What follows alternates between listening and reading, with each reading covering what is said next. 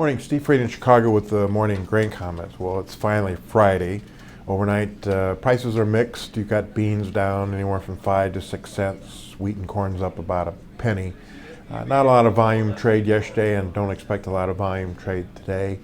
I think the three things that the markets are looking at, number one is the weather. Overnight there were some showers across parts of South Dakota, Iowa, Illinois.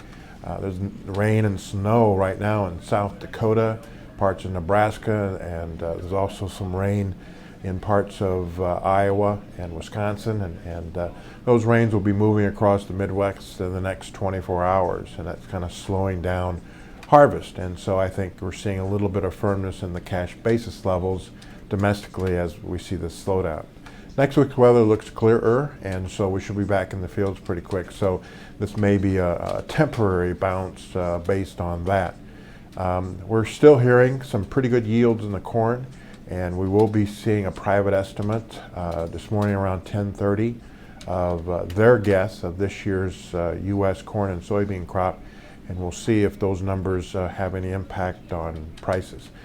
USDA is still shut down. The U.S. government's still shut down. We're not getting a lot of data from them, and so especially like in the hog futures market and even the grains, you're kind of flying blind right now and don't have a lot of information to move the markets one way or the other.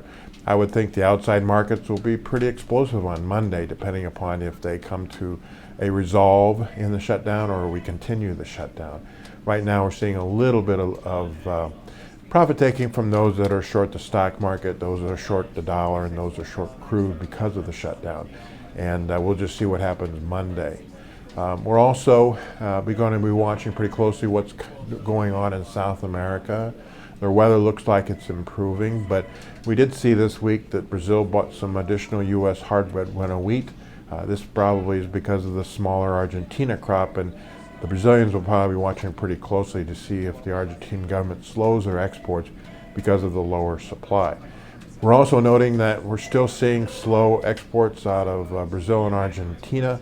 That's adding to some demand here in the United States, certainly helping the nearby meal spreads, certainly helping the domestic meal basis, and certainly bringing in some additional demand that we weren't looking for, and that could help nearby soybean prices as far as spreads are concerned, or maybe offset a little bit higher bean crop if that's what the final tally is. So again, pretty quiet trade. Would expect that in general, the markets are going to be sloppy for a while as we try to get a handle on this year's U.S. crop supplies, demand for that crop, and also as the harvest progresses, farmer selling habits, and just what goes on around the world based on the U.S. government shutdown and the South American weather. As always, these are my thoughts and not those of ADM or ADM Investor Services, and have a safe and profitable trading day.